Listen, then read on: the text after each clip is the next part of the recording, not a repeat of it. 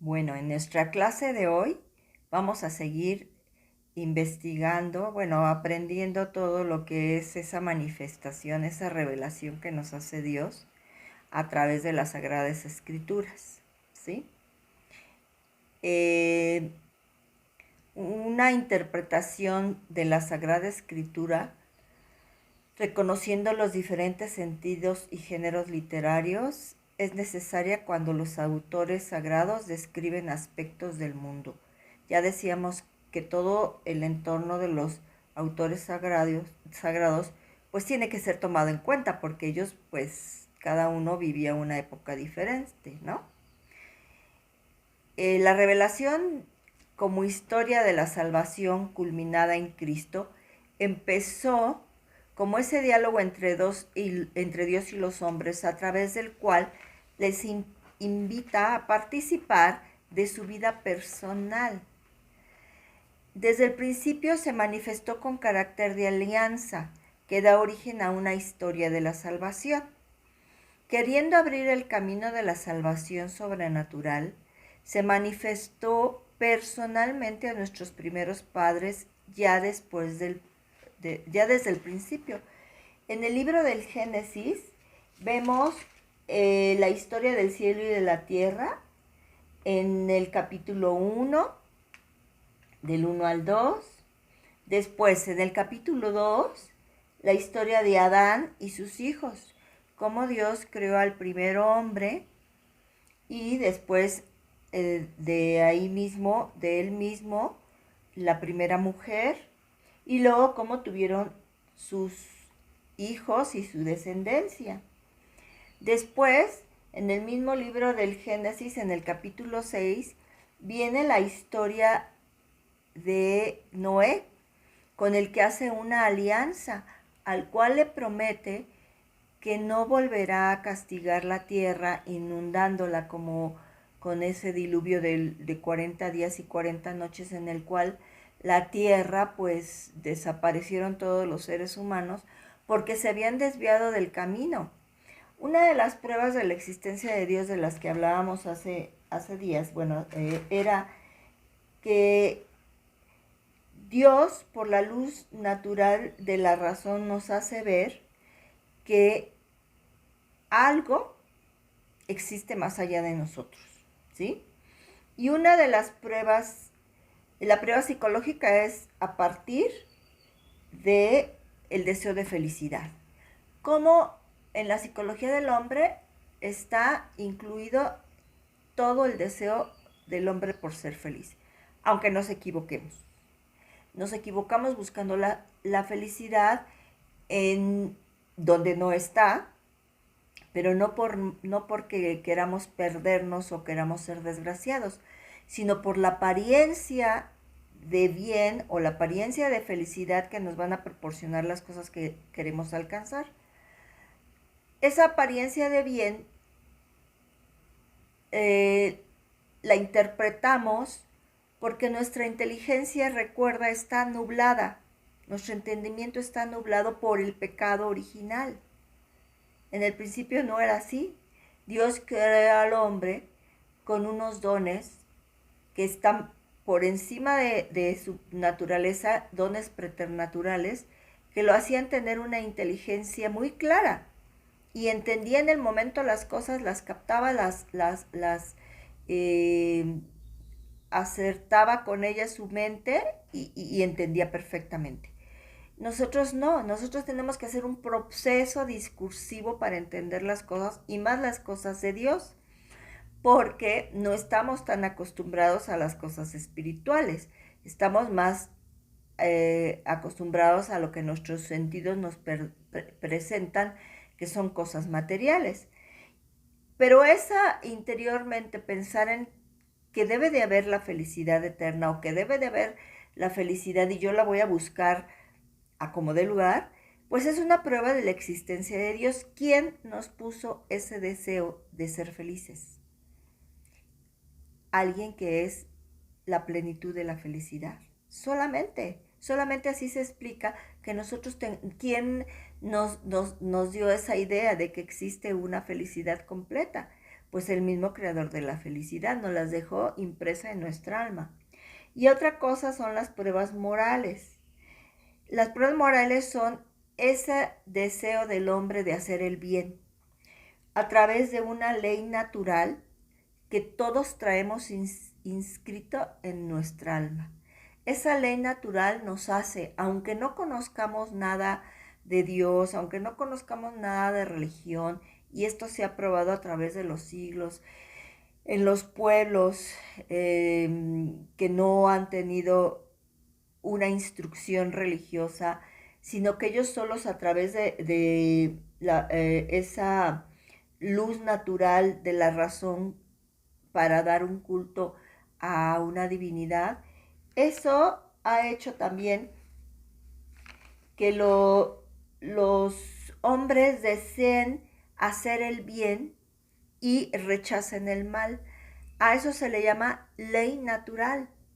Aunque no tengan instrucción, hay algo que les hace sentir, discurrir, pensar, tomar en cuenta que pues el mal tenemos que evitarlo y que el bien lo debemos de procurar y ser cada día mejores portadores del bien y portarnos bien. Esa es una de las pruebas morales, la ley natural que todos traemos inscritos en el alma. Es una cosa bellísima por parte de Dios, habernos dejado esa ley natural que nos hace aspirar a ser buenos sin que tengamos, en muchas culturas, sin que se tenga la menor idea de que Dios existe como ese Dios único y personal. Y también esa prueba moral, pues es lo que veníamos diciendo de la creencia universal de la existencia de un ser superior. Todos creen en eso, aunque algunos también se equivoquen buscando en el placer material, en la riqueza, en la fama, la fortuna, ese ser superior al que le dan culto. Pero eso los mueve porque el conocimiento de Dios es intuitivo. No es intuitivo, perdón, es discursivo. O sea, que lo vamos nosotros discurriendo a través del conocimiento. Podemos conocer a Dios a partir de las cosas creadas y podemos tener el orden del conocimiento natural a través de la ciencia y el conocimiento sobrenatural, que es más excelente, que te decía que nos cuesta más trabajo, pero es el conocimiento que adquirimos, que se revela a través de Dios mismo, que nos abre camino y se manifiesta desde nuestros primeros padres, después de su caída, después de que vemos cómo Adán y Eva se equivocan en esa elección que hacen cuando el demonio, como figura de serpiente, les hace pensar que un fruto los va a poner a la altura de Dios. Bueno, pues una vez que ellos tienen esa caída y que pierden muchas de los beneficios con los que había sido creado el género humano, Dios les alentó la esperanza de la salvación. Les prometió que con la perseverancia en las buenas obras que teníamos como ley natural, y sí, ese es algo bien bonito que nos tenemos que grabar, nosotros ya traemos la ley natural impresa en nuestras almas. No hay nadie que pueda decir que no sabía que el mal era mal y que el bien lo tenía que procurar. Es una ley impresa en nuestras almas por la misericordia de Dios, que no quiere que nos perdamos, a pesar de que perdimos esa amistad con Dios en el momento que en la persona de nuestros primeros padres faltamos y rompimos esa amistad con el pecado original. Dios, con esa promesa de redención, tuvo un incesante cuidado del género humano para dar la vida eterna a todos los que buscan la salvación con la perseverancia en las buenas obras. Realmente la promesa de la vida eterna la traíamos desde que Dios creó el género humano. No habría muerte, no sabemos, pero los teólogos piensan que pasaríamos de este mundo al otro sin pasar por el trance de la muerte, seguiríamos existiendo sin el dolor de la muerte y de la separación del alma del cuerpo.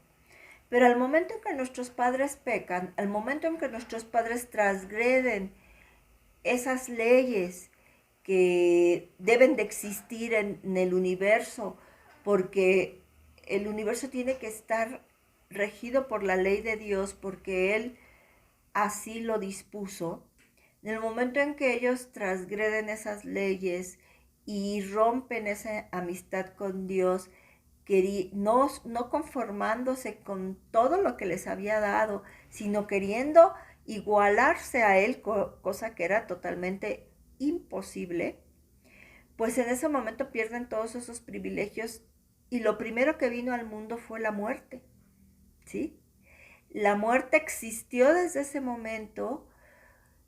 Tuvimos que enfrentarnos a ese trance de morir, separarse nuestra alma espiritual de nuestro cuerpo material, ver nuestro cuerpo pues acabado, porque pues se termina volviendo a ser polvo, volviendo a consumirse en la tierra cuando el ser humano es enterrado. Y bueno, y como ahora se acostumbra, pues si no se adelanta ese proceso a través de la, de la incineración, pero finalmente no sigue viviendo nuestro cuerpo, sentimos cómo vamos perdiendo esas habilidades, esas cualidades que nos ayudan a hacer un trabajo, a caminar, a oír, a ver bien, y vamos perdiendo y vamos limitándonos en todas esas facultades, porque viene el envejecimiento, que es parte de ese proceso de deterioro que el hombre sufrió al pecar, al tener el pecado original. Vino la enfermedad, vino el cansancio, que eso es algo que hay que tomar mucho en cuenta. El hombre fue hecho, como lo dice la Biblia, ut operaretur. ¿Qué quiere decir ut operaretur? Para trabajar, para hacer algo. El hombre no fue creado para estar de inútil. El trabajo es intrínseco al hombre. Dios nos creó para trabajar y Él nos puso la muestra en el libro del Génesis, cuando nos habla en el primer capítulo, te decía yo, aquí tengo la Biblia, y nos habla de cómo Él creó el mundo en 6 días. Todo esto recuerda que está escrito de una manera alegórica, porque hay mucha gente que es muy racional y que quiere pensar que, no, bueno, ¿cómo en un día va a ser el universo y cómo en un día ser los mares? Bueno, son alegorías que nos hacen ver que Dios creó todo. Se pudo haber llevado millones de años la creación, o lo pudo haber hecho en un instante, no lo sabemos, porque para Dios no hay tiempo ni espacio. Entonces, como para Dios no hay tiempo, un día, lo dice también la Biblia, los Salmos, dice, un día para ti es 1000 años para nosotros, ¿no? En tu presencia, Dios no tiene pasado ni futuro. Dios para todo, Él es un eterno presente. Todo le es presente.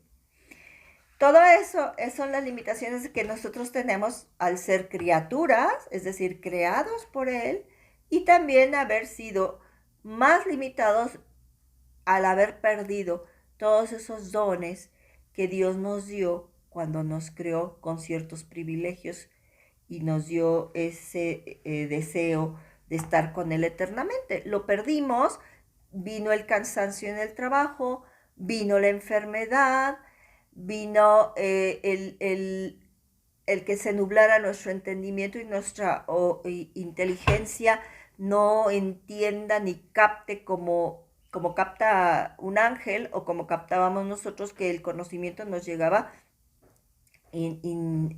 instantáneo al conocer un concepto. Ahora para nosotros los conceptos los tenemos que discurrir a través de una serie de racionamientos, ir convenciéndonos, ir viendo, ir experimentando, ir estudiando a través de métodos científicos, etcétera.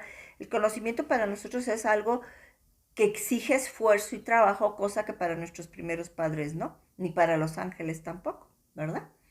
La diferencia con los ángeles y nosotros es que el ángel se determinó en un solo acto de su voluntad al no querer servir a Dios desde el principio.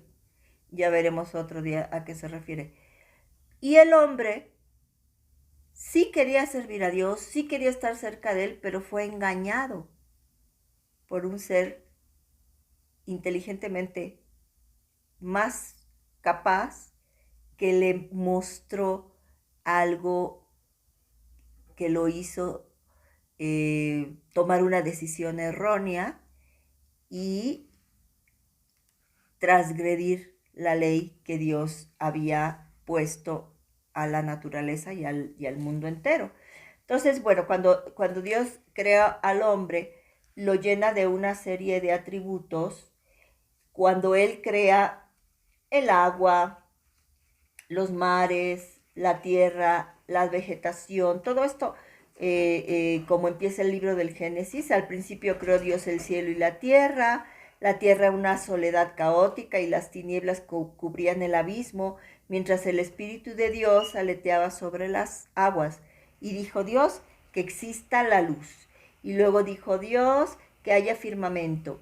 Y luego que haya día y noche, que se produzca la vegetación, brotó la tierra, la vegetación, pasó una tarde, una mañana, el día tercero, y que haya lumbreras en el firmamento, y hizo la mayor parte para regir el día y la noche, y llénense las aguas de seres vivos, las aves del cielo, peces marinos y todos los seres vivientes, aquí lo dice todo eso, ¿verdad? Crezcan, y después les dijo, crezcan y multiplíquense y llenen las aguas del mar, las aves multiplíquense en la tierra. Desde ese momento les dio un instinto de crecer, un trabajo que hacer a los seres, y cuando terminó de hacerlo con los seres vivientes, ganados, reptiles, bestias, salvajes, etcétera, entonces dijo Dios, versículo 26, hagamos a los seres humanos a nuestra imagen, según nuestra semejanza, para que dominen sobre los peces del mar, las aves del cielo, los ganados y las bestias salvajes, los reptiles de la tierra. Ese dominar se entiende aquí, y así nos lo manifiesta el magisterio de la Iglesia, que es el que nos da la interpretación correcta de las Escrituras. Esas acciones abarcan todas estas obras del Señor, y cómo también al hombre lo pone a dominar, es decir, le da trabajo, lo pone a trabajar la tierra. El hombre fue creado desde el principio trabajando. El trabajo no es un castigo divino, no lo es. El trabajo nos asemeja a Dios, nos pone a la altura de Dios, porque Él trabajó en la creación y Él trabaja constantemente en mantenernos en el ser, y quiere que nosotros trabajemos y nos realicemos dando de nuestra capacidad a los demás y a nosotros mismos para nuestro mantenimiento. Entonces, cuando Él dice, dominen los peces del mar, las aves del cielo, los ganados, las bestias y los reptiles, y creó Dios a los seres humanos, a su imagen y semejanza los creó. O sea, la imagen y la semejanza que primero nos dio fue la inteligencia, fue el amor, fue el espíritu, ¿sí? Pero a esa espiritualidad pues le tenía que dar algo que condujera a esa ánima. algo material. Y dice, los creó varón y mujer. Y los bendijo diciéndolos, crezcan y multiplíquense. Seguía dándoles trabajo. Llenen la tierra y sométanla. Les dio más trabajo. Dominen sobre los peces del mar, las aves del cielo y los animales que se mueven por la tierra. Dominen, trabajen. Pónganla a florecer, a fructificar. Y creó varón y hombre, únicamente. Género hombre, género mujer, no más. Así es la ley de Dios. No hay una ideología de género. No es una ideología que a alguien se me ocurre y ahora hay más géneros. No la hay. Así Dios lo quiso. Y es obedecerlo a Él si vemos cómo en el Génesis, miles de años lleva esta palabra, miles de años, en donde se escribió cómo Él le dio ese trabajo al hombre. Bueno, entonces, ¿por qué rechazamos el trabajo? ¿Por qué nos cansamos con el trabajo? Porque después, dice aquí, les entregó las plantas, la tierra y las semillas, los árboles que producen frutos, los animales, las aves del cielo, etcétera. En el versículo 29, léelo completo. Y vio entonces Dios que todo era bueno. Y así quedó concluida la tierra y todo lo que contiene. Pero después viene en el drama del paraíso, como el hombre plantó, o como el hombre transgrede esa creación, la saca del orden que Dios le ha dado, no porque él no pudiera tener una libre voluntad, sino porque no respetó lo que Dios le indicó. Recuerden ese dicho que dice, Dios perdona siempre, los hombres algunas veces, pero la naturaleza nunca. Dios con tanta perfección había hecho, dice, un huerto en el Edén, y ahí puso al hombre que había formado. El Señor Dios hizo brotar del suelo árboles hermosos de ver, buenos para comer, el árbol de la vida en medio del huerto y el árbol del conocimiento del bien y del mal. Del Edén salía un río que regaba el huerto y desde aquí se dividía en 4 brazos. El primero se llamaba Pisón, el que bordea la región de Havilá, donde hay oro. El oro de esta región es puro y también hay resina olorosa y ónix. El segundo se llama Gijón, es el que bordea la región de Cus. El tercero se llama Tigris, el que pasa al este de Asiria. El cuarto es el Éufrates, el río Éufrates. Entonces el Señor Dios tomó al hombre y lo puso en el huerto del Edén para que lo cultivara y lo guardara. Le siguió dando trabajo. Cultívalo, guárdalo, cuídalo, cuida la creación. No la maltrates, no le des un trato injusto, inhumano, no te la acabes, no la erosiones, trabaja sobre ella. Y le dijo un mandato, ahí está. Aquí abajo el magisterio de la iglesia nos debe de decir la explicación. Dice, dio al hombre este mandato. Bueno, continúa diciendo el versículo 16 en el capítulo 2. Puedes comer de todos los árboles del huerto, pero no comas del árbol del conocimiento del bien y del mal, porque si comes de él, morirás irremediablemente.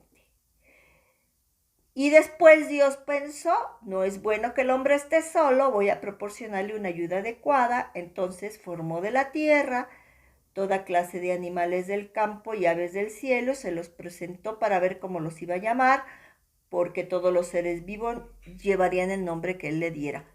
Le estaba dando trabajo. Ponles nombre, diles cómo los quieres llamar. Y luego de un profundo sueño, mientras dormía, le sacó una costilla y llenó el hueco con carne. Después de la costilla, cerca del corazón, digo yo, cerca del corazón, el Señor formó una mujer y le presentó al hombre. Entonces el hombre exclamó, este es el hueso de mis huesos y carne de mi carne. Por eso se llamará mujer, porque ha sido sacada del varón. Después ya cuando el hombre cae, cuando el hombre peca, que aquí viene en el segundo acto el pecado, el tercer acto el castigo, le dicen el Señor, ¿qué has hecho? La mujer le dice, la serpiente me engañó. O sea, se irresponsabilizó, ¿verdad? Y entonces, porque Adán primero dijo, la mujer me engañó. La mujer que me diste me ofreció del fruto del árbol y comí. Pero pues yo te había dicho que no comieras. Bueno. Entonces el Señor dijo a la serpiente, por haber dicho esto, por haber hecho esto serás maldita, te arrastrarás, etcétera. Pondré enemistad entre ti y la mujer. Y aquí se ve un poco a la Virgen. Aquí lo vamos a ver más adelante, como esa amistad entre la mujer y tú y el fruto es esa cuídate porque ahora va a venir otra Eva que te aplastará la cabeza. Ella te herirá en la cabeza.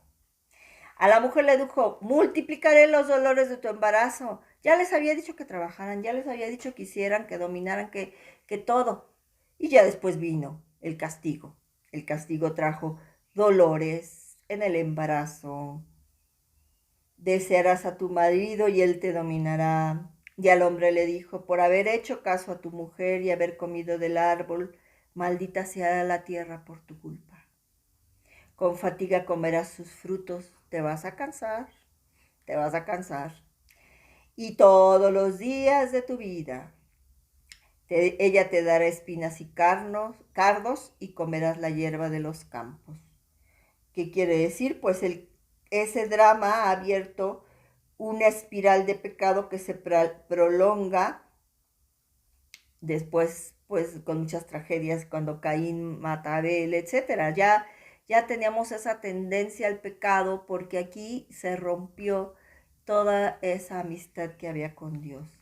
Con fatiga comerás sus frutos, con el sudor de tu frente comerás el pan, hasta que vuelvas a la tierra de la que fuiste formada. Regresarás porque eres polvo y en polvo te convertirás. El hombre puso a su esposa Eva, es decir, vitalidad, porque sería madre de todos los vivientes. Y el Señor hizo para Adán y su mujer unas túnicas de piel y los vistió. Después el Señor pensó, ahora que el hombre es como uno de nosotros, conocedor del bien y del mal, solo le falta echar mano al árbol de la vida, comer su fruto y vivir para siempre. Así que el Señor lo expulsó del huerto del Edén para que trabajara la tierra de la que había sido sacado. Y en la parte oriental del huerto del Edén puso a los querubines y la espada de fuego para custodiar el camino que lleva al árbol de la vida. El hombre se unió a su mujer y concibió a Caín. Y aquí ya viene pues la enfermedad. Ya vimos, el cansancio es consecuencia del pecado, no el trabajo en sí. El trabajo es digno y bueno, el trabajo Dios lo quiere. De ahí viene pues todo el desorden que hay en nuestra vida porque queriendo hacer el bien, y lo dice también San Pablo ya en el Nuevo Testamento, queriendo hacer el bien, hacemos el mal que no queremos. Y lo dice San Pablo con palabras muy fuertes, ¿quién me librará de este cuerpo de muerte? Lo decimos nosotros, por más que me quiero portar bien, caray, otra vez vuelvo a caer. Pero ahí viene la misericordia de Dios, porque Dios nos manda un Salvador. Que no tengamos la vida, la muerte eterna, como quedó en este momento condenado el hombre. Vamos a tener vida y resurrección cuando venga el Hijo de Dios a redimirnos. ¿Quién podría levantar este castigo? Solo Dios, porque Él fue el ofendido.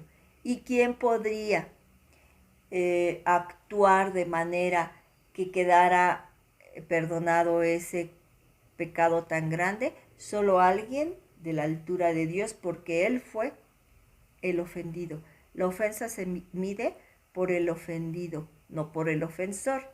Nosotros no podríamos, con nuestra limitación, redimirnos, porque la ofensa era una ofensa infinita, porque la hicimos a un ser infinito. El Redentor debía de ser un ser infinito.